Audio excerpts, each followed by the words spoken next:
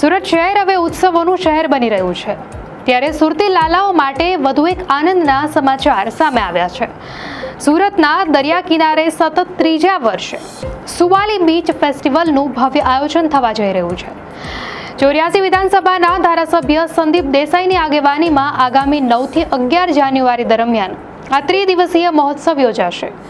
આ ફેસ્ટિવલનું ઉદ્ઘાટન કેન્દ્રીય જળશક્તિ મંત્રી CR પાટીલ અને નાયબ મુખ્યમંત્રી હર્ષ સંઘવીના હસ્તે કરવામાં આવશે। સુરતની વસ્તી જે રીતે 1 કરોડની નજીક પહોંચી રહી છે તેને જોતા ડુમસ બીચ બાદ હવે સુવાલી બીચને મોટા પાયે વિકસાવવાના ભાગરૂપે આ ફેસ્ટિવલનું આયોજન મહત્વનું માનવામાં આવી રહ્યું છે।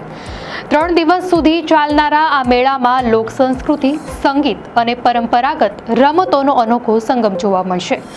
આ ફેસ્ટિવલના આકર્ષણોની વાત કરીએ તો અહીં આવનારા મુલાકાતીઓ માટે મનોરંજનનો ભરપૂર ખજાનો પીરસવામાં આવ્યો છે, જેમાં દરરોજ રાત્રે સંગીતની મિજબાની માણવા મળશે। જેમાં પ્રથમ દિવસે ઓસ્માન મીર અને આમીર મીર લોક ડાયરાની રમઝટ બોલાવશે, જ્યારે બીજા દિવસે ભૂમિ ત્રિવેદી અને અંતિમ દિવસે સાંત્વની ત્રિવેદી પોતાના સૂરોથી સુરતીઓને ડોલાવશે। ફેસ્ટિવલ ગ્રાઉન્ડ પર કુલ 130 જેટલા સ્ટોલ્સ ઊભા કરવામાં આવ્યા છે, જેમાં ક્રાફ્ટ બજાર અને ફૂડ કોર્ટની સાથે ઊંટ ઘોડે સવારી અને ફોટો કોર્નર આકર્ષણનું કેન્દ્ર બનશે। આ સાથે જ મુલાકાતીઓની સુવિધા માટે શહેરના વિવિધ 19 રૂટ પરથી સ્પેશિયલ સિટી બસ અને ST બસની વ્યવસ્થા પણ કરવામાં આવી છે। ગુજરાત સરકાર દ્વારા સુવાલી બીચ તૂટ્યો આ મહોત્સવ યોજાઈ રહ્યો છે।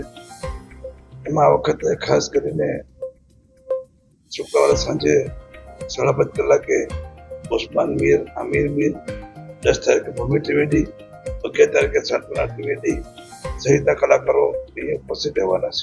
સુરત મહાનગરપાલિકા દ્વારા અને અડાજણ ગાંધી ડેપો દ્વારા બસની સુવિધા પણ ઉપલબ્ધ કરવામાં આવી છે। જે પણ સહેલાણી આવવો હોય કે સરળતાથી આવી શકે। એની સાથે ખાસ કરીને જે વર્ષે ટ્રાફિકનો મુદ્દો હતો એને ધ્યાનમાં રાખીને પોલીસ કમિશનરશ્રીએ 1 વે રોડ જાહેરનામું બહાર પાડી દીધું છે। 3 દિવસ સાંજે 4 થી 11 પરિવહન પર પ્રતિબંધ છે અને ગત વર્ષ કરતાં પણ આ વખતનું આયોજન ખૂબ સારું છે। સુરતના સહેલાણીઓને આવવા માટે મારું નિમંત્રણ છે। સુવાલી બીચના વિકાસની વાત કરીએ તો આપણા નાયબ મુખ્યમંત્રી હર્ષ સંઘવીજી અને આપણા રાજ્ય કક્ષાના ટુરિઝમ મંત્રી જયરામ ગામિતજી એ તાપીના છે અને સુરતના છે, એની જોડે મારી વાત થઈ છે।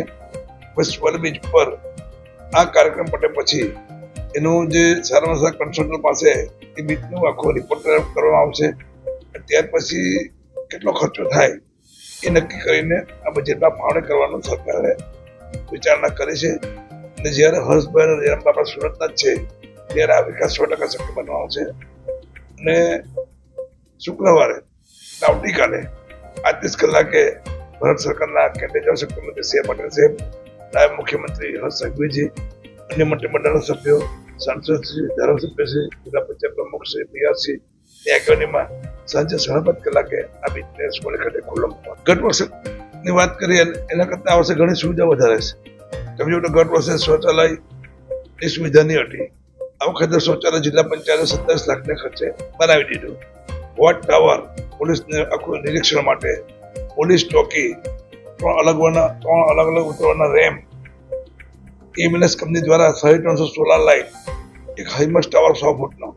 ગત વર્ષ કરતાં આ વર્ષે ઘણા ફેરફારો થયા છે અને આગામી વર્ષની અંદર બીચ ડેવલપ માટેની કાર્યવાહી હાથ ધરવાના છે। ધારાસભ્ય સંદીપ દેસાઈના જણાવ્યા અનુસાર આગામી સમયમાં સુવાલી બીચને પ્રવાસન ક્ષેત્રે વધુ મજબૂત કરવા માટે આધુનિક સુવિધાઓથી સજ્જ કરવાની પણ રાજ્ય સરકારની યોજના છે। આમ સુવાલીનો દરિયો આગામી 3 દિવસ સુધી સુરતીઓના કલરવથી ગાજી ઉઠશે।